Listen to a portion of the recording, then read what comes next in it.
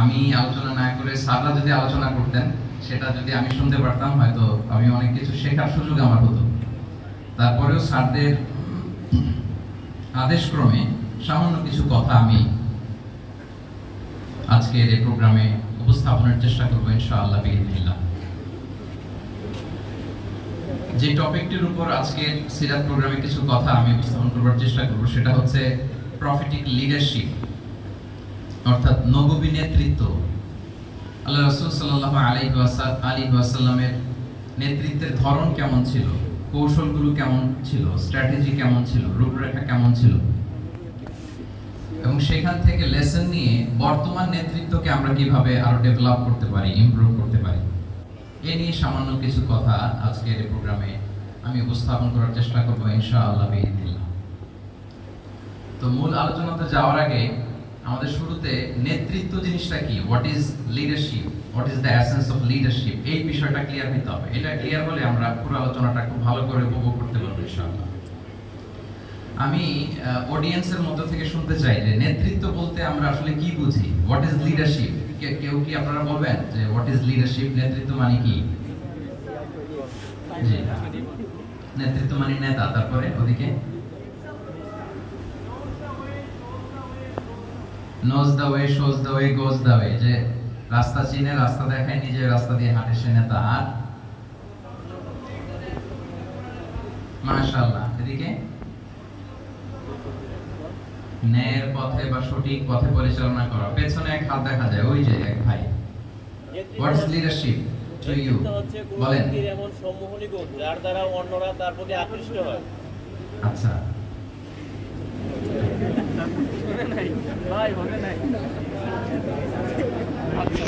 সিরাতুল মুস্তাকিমের দিকে নিয়ে যেতে হবে। আর combining here and hereafter, দুনিয়া এবং আখিরাত দুইটাকে কম্বাইন করতে হবে। ঠিক আছে, অনেক সুন্দর সুন্দর কথা আসছে, সামহাউ কানেক্টেড এগুলো লিডারশিপের সাথে। কিন্তু লিডারশিপ বলতে বেসিকলি যেটা বোঝায়, বা আমি যেটা বুঝি, লিডারশিপ মানে অন্যকে প্রভাবিত করবার ক্ষমতা, এটাই হচ্ছে মূলত লিডারশিপ। নেতৃত্ব মানে আপনার যদি অন্যকে ইনফ্লুয়েন্স করার ক্ষমতা থাকে, আপনার যদি মানুষকে ম্যানেজ করার ক্ষমতা থাকে, প্রভাবিত করবার ক্ষমতা থাকে, এটাই basically leadership. If you can influence people, then you are a leader. সাধারণত এইটাই। তারপর অন্যান্য যেগুলো আসলো, knows the way, shows the way, goes the way, এগুলো অনেক স্কলাররা বলেছেন। তাহলে প্রথম কথা হচ্ছে, যদি আমরা অন্যকে প্রভাবিত করতে পারি, তাহলে বাই ডিফল্ট আমি নেতা হয়ে উঠি। I repeat, আমি আবার বলছি, যদি অন্যদেরকে আমরা প্রভাবিত করবার ক্ষমতা রাখি, ইনফ্লুয়েন্স করবার ক্ষমতা রাখি, তাহলে বাই ডিফল্ট আমরা কি হয়ে উঠি? নেতা হয়ে উঠি। এটা হচ্ছে লিডারশিপের মূল সংজ্ঞা বা প্রকৃত কথা। লেটস সে ক্লাস শেষে একজন তার বন্ধুদেরকে বলল চল খেলতে যাই, তো কেউ কেউ রাজি, আবার অনেকে রাজি না। সে কনভিন্স করা শুরু করলো, ফাইনালি সে সবাইকে কনভিন্স করে খেলতে নিয়ে গেল, এই যে লিডার হয়ে গেছে। ক্লিয়ার হয়েছে না ব্যাপারটা? তাহলে বেসিক্যালি অন্যকে প্রভাবিত করবার যে ক্ষমতা, এটাই হচ্ছে কি লিডারশিপ।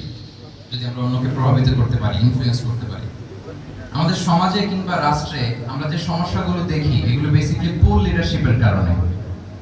পুর লিডারশিপ, বিকজ অফ পুর লিডারশিপ। যদি যথাযোগ্য নেতৃত্ব আমরা তৈরি করতে পারতাম, যোগ্য নেতৃত্ব যদি আমরা হাজির করতে পারতাম, তাহলে এই সমস্যাগুলো থাকতো না। আমরা আল্লাহ রাসূল সাল্লাল্লাহু আলাইহি ওয়াসাল্লামের নেতৃত্বের গুণাবলীগুলো, যদি ওনার যে লিডারশিপ ট্রেটস, লিডারশিপ ফিচার্স গুলো আছে, এগুলো যদি আমরা খেয়াল করি, তাহলে দেখবো যে এগুলো দিয়ে তিনি পুরো একটা জাতি, একটা ভূখণ্ডের জীবনধারা পাল্টে দিয়েছিলেন, তাই না? তাহলে নেতৃত্বের দিক থেকে অ্যাজ এ লিডার তিনি কতটা সফল, এটা খুব ক্লিয়ার আমাদের কাছে। আমরা এখন দেখার চেষ্টা করবো যে রাসূল সাল্লাল্লাহু আলাইহি ওয়াসাল্লামের লিডারশিপটা আসলে কোন ধরনের লিডারশিপ ছিল, কোন ধরনের নেতৃত্ব ছিল, এবং সেখান থেকে বর্তমান সময়ে আমরা কি করে যুগোপযোগী নেতৃত্ব তৈরি করতে পারি। প্রথম যেটা বলতে হবে সেটা হচ্ছে আল্লাহ রাসূল সাল্লাল্লাহু আলাইহি ওয়াসাল্লামের নেতৃত্বটা ছিল সার্ভেন্ট লিডারশিপ। সার্ভেন্ট লিডারশিপ মানে হচ্ছে কাজের মধ্য দিয়ে নেতা হওয়া। বেসিক্যালি আপনি যখন মানুষের কাজে লাগবেন বা কাজে আসবেন, তখনই আপনি নেতা। যদি আপনাকে সমাজে কোনো কাজে না লাগে, সমাজে যদি আপনি রিলেভেন্ট হতে না পারেন, কাউকে সাপোর্ট করতে না পারেন, গাইড করতে না পারেন, তাহলে তো নেতা হয়ে ওঠা আপনার পক্ষে সম্ভব হবে না।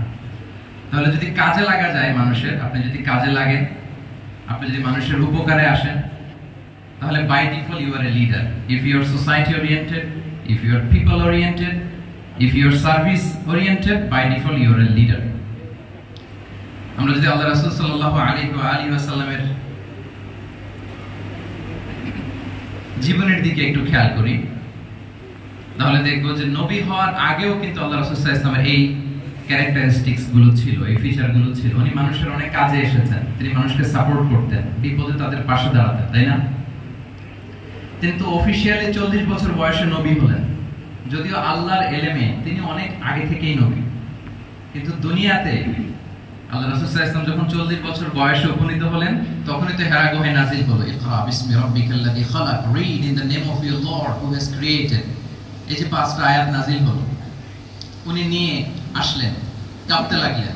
খাদিজা রাদিয়াল্লাহু তাআলা আনহার কাছে বললেন যে মনে হয় আমি মারা যাব, আমাকে কম্বল চাপা দাও, আমার ভয় লাগছে, আমি কাঁপছি।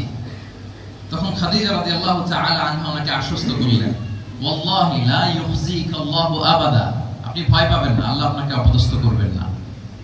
ইন্নাকা লা তাসিলুর রাহিমা ওয়া তাসদুকুল হাদিসা, নিশ্চয়ই আপনি আত্মীয়তার সম্পর্ককে বজায় রাখেন, আপনি সব সময় সত্য কথা বলেন।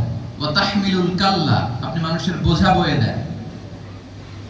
ওয়া তাকসিবুল মা'দুমা, যার উপার্জন করার কোনো সক্ষমতা নেই তার জন্য আপনি উপার্জন করেন, তাকে আপনি ফিনান্সিয়াল সাপোর্ট করেন। ওয়া তাকরিউদ দাইফা, আপনি মেহমানকে খাওয়ান। ওয়া তুইনু আলা নাওয়াইবিল হক, সত্য যেখানে বিপন্ন সেখানে আপনি সত্যের বীর সেনানী হয়ে দাঁড়িয়ে যান।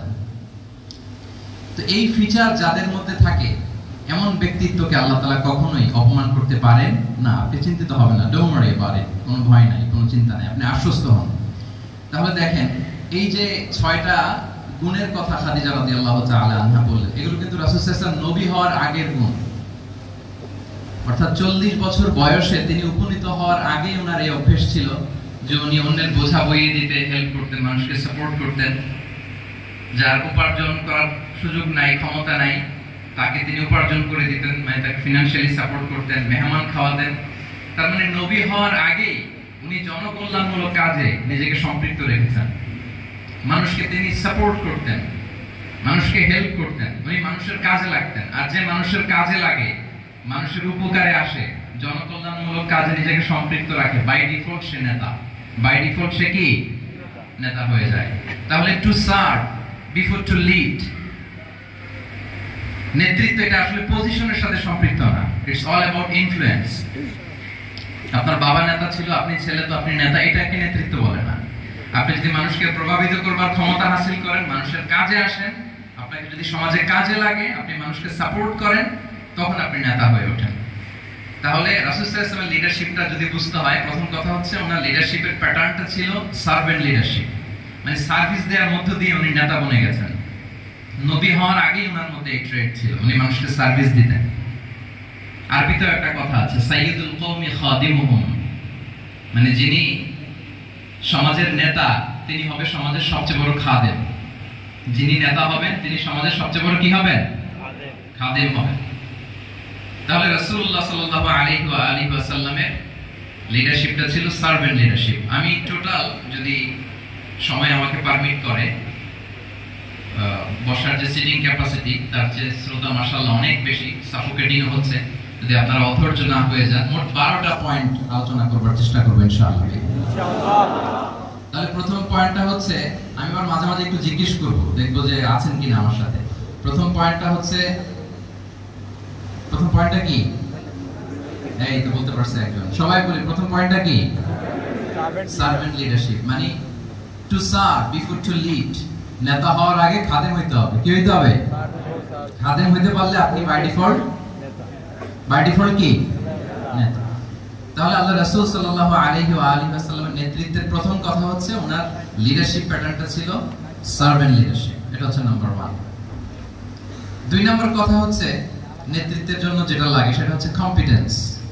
কিছু কম্পিটেন্স লাগে, এর মধ্যে অন্যতম কম্পিটেন্স হচ্ছে এলোকুয়েন্স, বাগ্মিতা, বক্তব্যের পারঙ্গমতা, এটা লাগে। মানে যিনি নেতা হবেন তিনি কথা বলতে জানতে হবে, কথা বলতে পারতে হবে। এবার বলেন তো, আল্লাহ রাসূল সাল্লাল্লাহু আলাইহি ওয়াসাল্লামের এই কোয়ালিটিটা ছিল কি ছিল না?